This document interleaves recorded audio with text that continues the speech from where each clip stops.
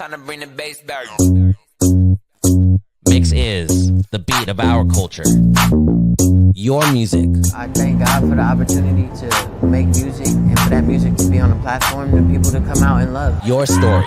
It's gold for the Philippines. The next generation of creators, artists, and filmmakers. We bring you the latest and greatest impacting people from our community. Spotlighting inspiring content from Generation Mix. It's just a true honor to be able to do this, especially with all the great Filipino talent here. Discover fresh artists first from around the world. Uniquely Filipino. Step back three. He has got that. Mix is the beat of our culture.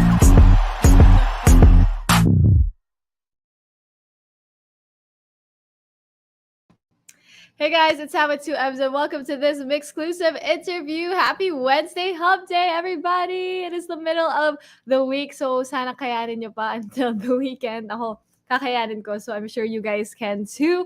But hopefully this MYXclusive interview can give you some awesome vibes to carry on for the rest of the week, because for today we will be welcoming a very, very special guest who will be joining us. And I'm so excited to welcome back one of my personal favorite standout acts from the OPM scene right now. And he actually kicked off Pride Month by releasing a brand new single, which is called Di Inakala. So I'm really, really excited to catch up with him about how's life, music, and just everything. So everybody, please welcome back to MYXclusive, Pablo. Woo! Hi! Hi, BJ Sam. Hi, Paul. I meant every word. I'm excited to have you. With your very simple eye look, no, guys. Kinabog naman yung makeup ko for today, Paul. I love it. But welcome back, Paul. Welcome back naman, no. I'm so excited to have you back always. Kamusta ka naman these days? Kamusta naman yung Wednesday mo today? Actually, parang nabulabog ako ngayong araw kasi sobrang dami ng mga biglaang announcement. So, ayun, babalik ako ng Manila this Friday or Thursday or tomorrow night. Kasi ayun, kasi mag-perform daw sa Pride March ng QC and Pasay. So parang morning sa QC and Pasay is gabi. Tapos this Friday is hopefully ma-pull off namin kasi wala pa ako susuotin for the nylon na na ball.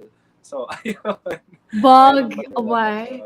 Grabe si Paul Lagare, no? I love it, which is great.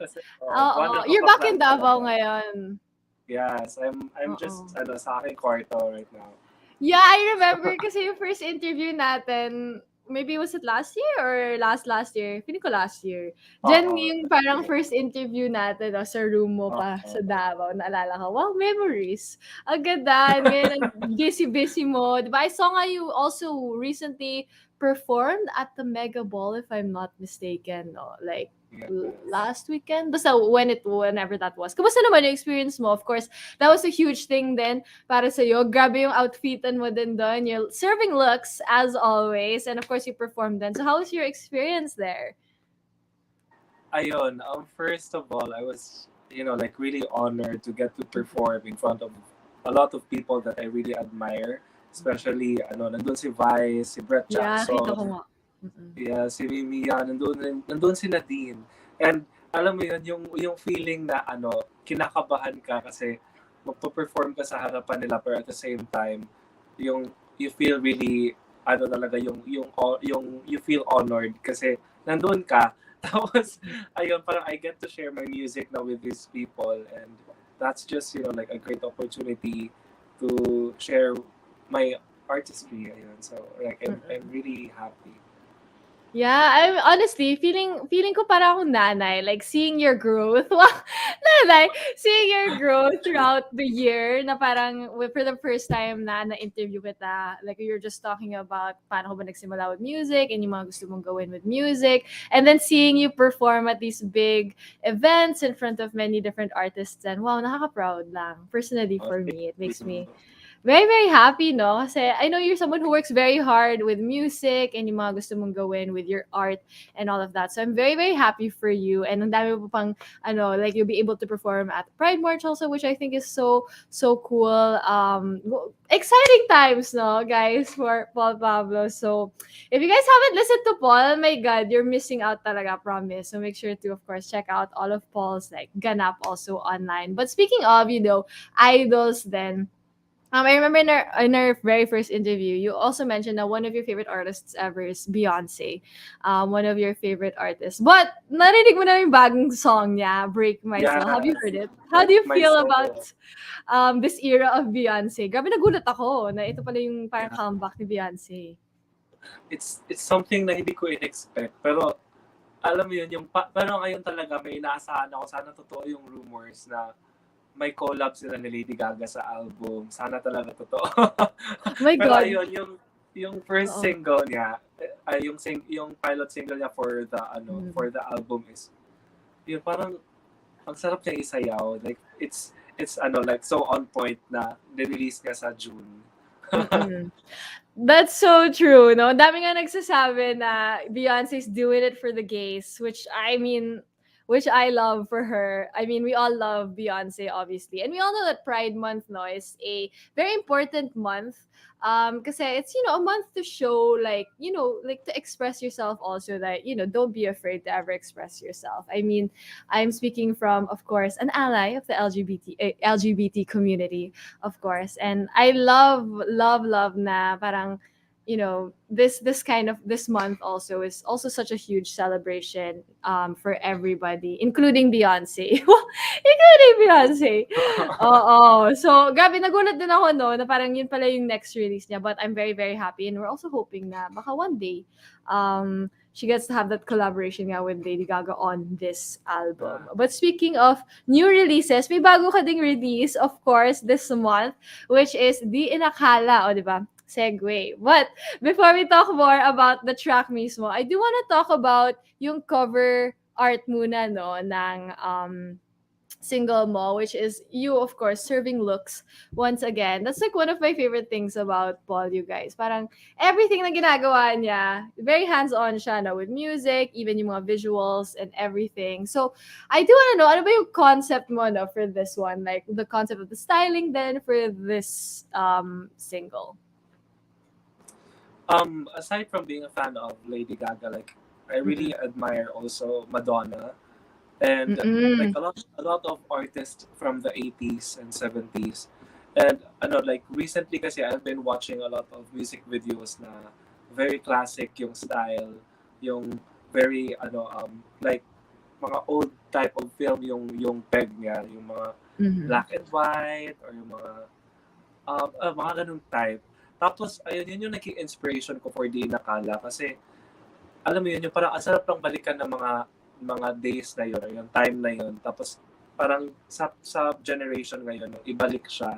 So, yun basically yung naging inspiration ko at first. At saka, in the long run din, parang, di ba, since, may single for Pride Month talaga na tiniming ko. So, syempre, people would expect na it's gonna be like, loud and colorful, like that. Pero what I wanted to show kasi is yung alam mo yun, yung parang yung it's different na it's not always na kahit na Pride Month, it's not always about just being happy, decorating your house with rainbow, ganon. Hindi siya about that lang. I think na what's important kasi during Pride Month is we get to really look back sa mga struggles ng gay people, ng LGBTQ IA+ na people, and alam yun yung parang kailangan alamin na people yung mga rights, yung mga pinaglalaban nila ng mga rights and what they stand for. Ayun, yun yung parang naging inspiration ko na kaya black and white siya kasi it's deeper, like it doesn't represent like any bias sa mga colors. Tapos ayun, kaya naging black and white yung choice namin. Also, last pala, I just want to thank EJ Montalvo and Carlisle and also Maki plus Johnny Cacleto for this for this wonderful na cover art na for the Di Nakala. Mm. Yeah, gusto ko yung parang deeper meaning, no, na ibinigay mo to Pride Month. Kasi yun nga, minsan, no, especially when it comes to, how do you say this, na, like, people have talked about it online, no, when it comes to certain brands, ganyan, parang, na, they kind of put Pride Month, or they associate Pride Month only with, syempre, rainbows, and, like, being happy, ganyan, di ba? Parang yun yung, parang, yung like the more surface level of the Pride Month that certain people think it is, no? But for you, gusto ko nga yung sinabi mo na there's a deeper meaning to it then, no? Yung mga self-expression, especially now these days. Of course, there were also struggles in the past, no, that brought us to where we are ngayon. And I think that's really important to note, especially then during Pride Month, no? Remembering yung mga pinagdaanan ng community even before us, 'di ba? Yung mga pinaglalabanan nila at that time is also really important to note. Then, gusto ko yun parang yun yung isip mo, no? Very deep nga yung meaning. I never really would have thought na yun pala yung parang gusto mong gawin with this black and white concept. But I thought it was really refreshing then to see. Because I agree, no? When we think of Pride Month, people do associate it with more colorful, happy things, which is not wrong, syempre. But ito, ibang side din siya. So in terms of the track mismo, no, yung Di Inakala, ano ba yung story behind Di Inakala? Like, how did you come up with the song and what is it about? Okay, so Di Nakala is a song that reflects a successful na relationship, I think. Kasi I wanted to write something na, ano ba, I wanted to write something na, alam yun, yung lalabas sa bibig ko kung makita ko na yung, or dumating na yung the one para sa akin. Kasi, ano naman, di ba, hanggang ngayon pa rin kasi wala pa rin ako naging jowa. Simula ng first interview ngayon, wala pa rin ako naging boyfriend talaga. Okay lang yan. Live your life. Madami ka ginagawa. So, yun na lang yung palusot ko. Pero ano talaga, yun yung parang inisip ko na ano kayang mga masasabi ko kapag dumating na yung the one, or kapag, alam mo yun, yung may pinapangarap kang makasama na person, tapos hindi mo alam na siya pala yung destined for you, tapos talagang magugulat ka na lang kailan lang yung niligawan ka niya, tapos ngayon parang magkakaharap na kayo sa altar, magkakasal na kayo, ganun. So, yun yung inspiration ko for Di Nakala. And like I wanted to inspire people through this song na na may mga successful pa na relationships na nag-exist, and yung love, it can still win over lahat ng mga masasakit na mga pinagdaanan mo before. Sana wag kayong mawalan pa rin ng pag-asa sa love. So yun yung Di Nakala na song. Na-feel ko yun. Oo, na-feel ko yun. Because I feel like when you're in a relationship with someone or any like, pag na-imagine mo nga siya, feeling ko yun nga talaga yung perfect vibe. Yung Di Inakala, parang you would end up where you are with this certain person. Kasi, di ba, sabi nila, you never really know, baka na-meet mo na pala yung the one mo, hindi mo lang alam, tapos di mo inakala, yun na pala sila. So, I think very common yun, no? A lot of people can relate to that. And gusto ko din yung sinabi mo na you want to remind people na love still wins, no? Parang it still exists these days. Especially ngayon, no, we see the more toxic side of love then. It's more common na nakikita natin, especially online, di ba?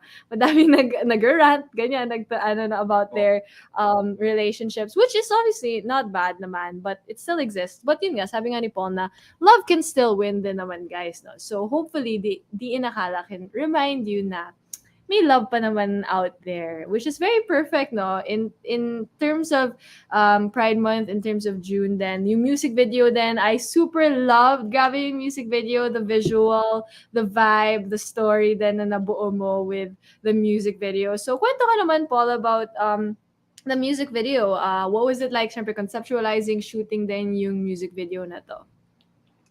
Okay, so the concept of the music video was like, it's an original concept from me. Like, I created the concept of the music video, and then we approached 8 Thumbs. It's a production company from Cebu.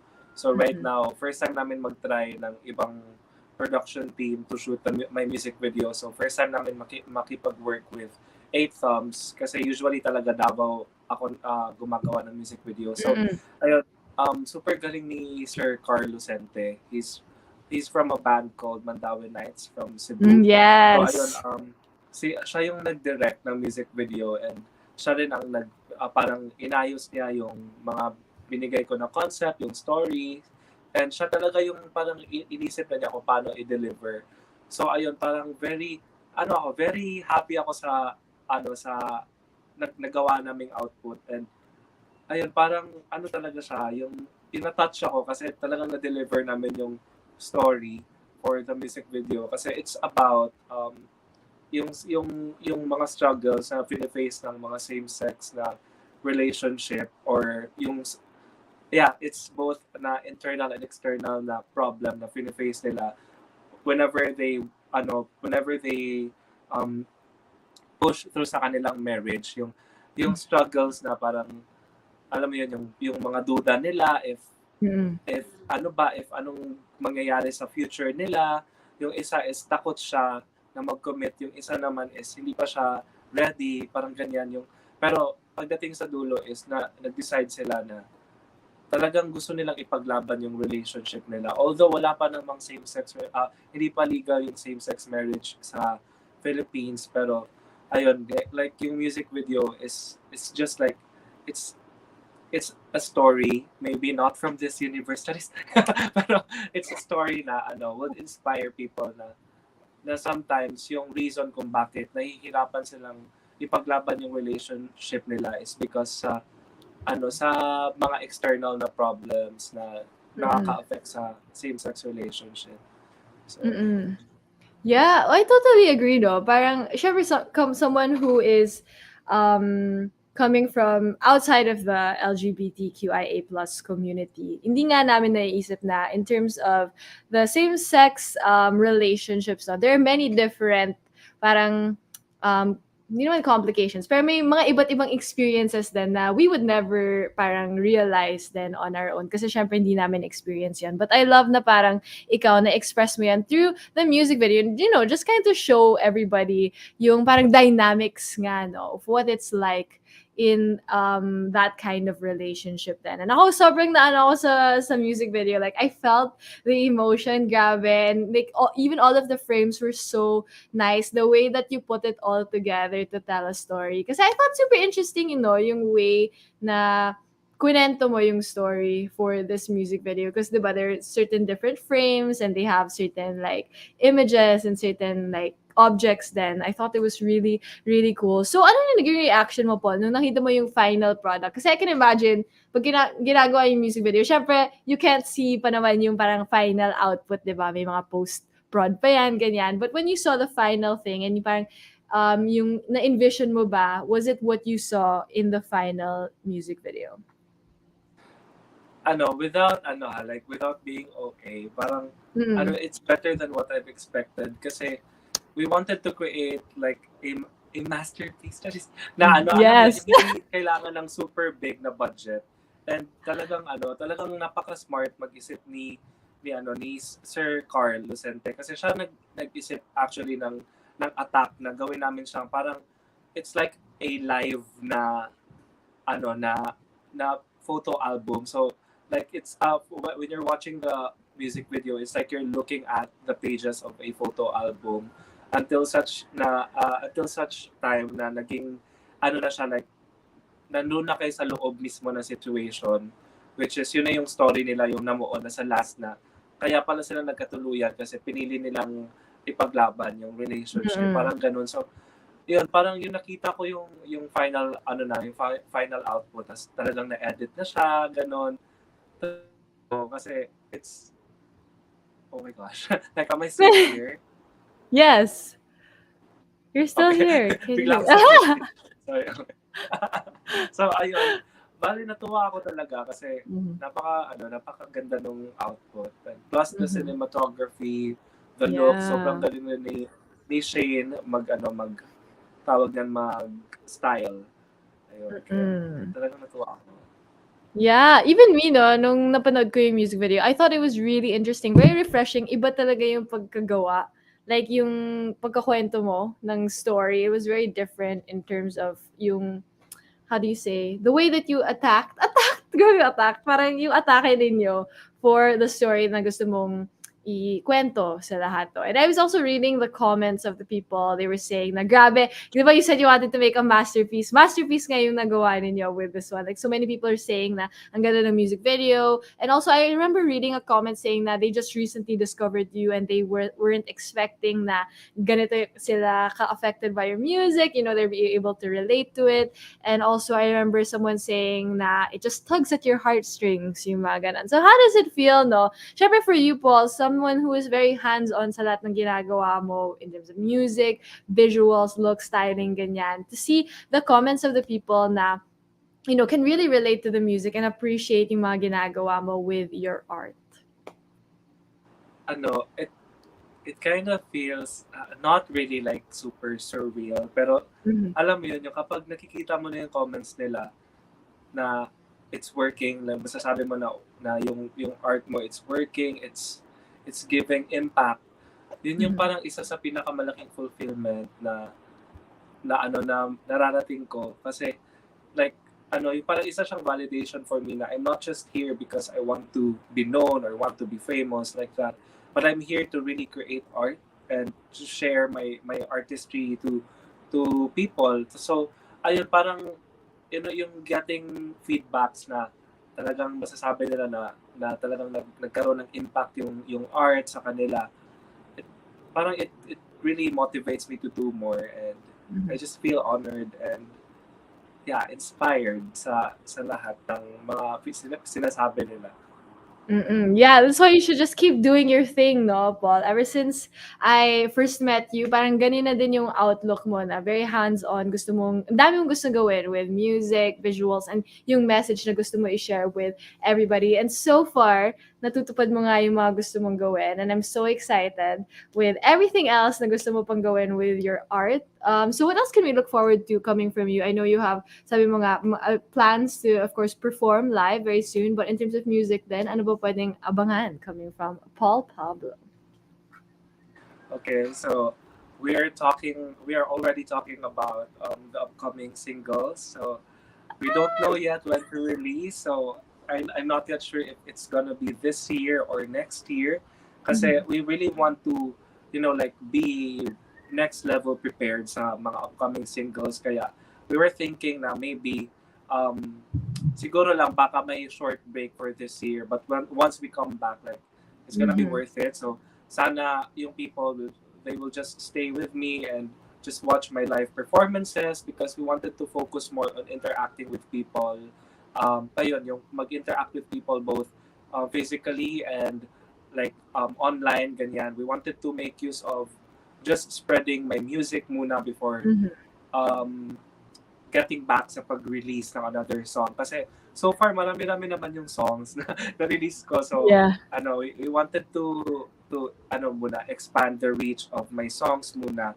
And then, ayun, of course, ayun na nga, mag-expect sila ng more live performances, and I'll also do my best to stay active sa aking mga social media accounts para makapag-connect ako with more people. And also, like, I really do reply sa mga DMs ko sa IG. So if you guys are interested to being friends with me, then just message me on IG lang. And ano ba? Also, like, yun nga, nasabi ko rin live performances, pero physical kasi yun na sa visit ko. So meron din ako mga i-release sa YouTube na mga more content pa soon, kaya abangan. Ay, super excited ako. Na-excite ako, super. Gusto ko yung sabi mo, for the next release, gusto mo to go to the next level. Grabe yung, highest level, no? Nakita na nga namin, grabe na nga yung level mo. So, we can't wait, of course, for you to level it up even more, bonggang-bongga. So, we can't wait for that. But while we're all waiting for that, guys, make sure to listen to Paul Pablo's most recent single. It's called Di Inakala. It's available everywhere on multiple digital streaming platforms, and you can check out its music video. Available na din siya sa YouTube. Make sure to follow Paul Pablo on all of his socials para updated kayo sa lahat ng ganap niya in music, live performances, content, lahat na. Make sure to follow him everywhere. But before I let you go, Paul, may message ka ba sa lahat na nanood right now, but also to everybody who has been supporting you and your music? Okay. First of all, just want to say thank you to all of you because hindi ko mararating yung kung anong mga narating ko ngayon kung hindi dahil sa support ninyo. And also, I just want to thank Big Seed, Warner Music Philippines, um, and the Sound House for for making art with me and making all of this possible din talaga. And ano pa ba? Also my family, my friends, thank you so much for all of your support. And gusto ko lang rin sabihin na since it's Pride Month, wag lang kayo mag-spread ng love sa iba, kundi sa sarili nyo rin. Alam ko na it's hard to love yourself kasi kahit ako, nagsistruggle ako a lot of times to love myself. But once you get to learn to love yourself kasi you'll get to create amazing things rin. So I hope na you'll spend a lot of time learning how to love yourself. And yes, you can follow me on my socials. Everything is at It's Paul Pablo. And please do watch my latest singles music video, Di Nakala, out now on YouTube.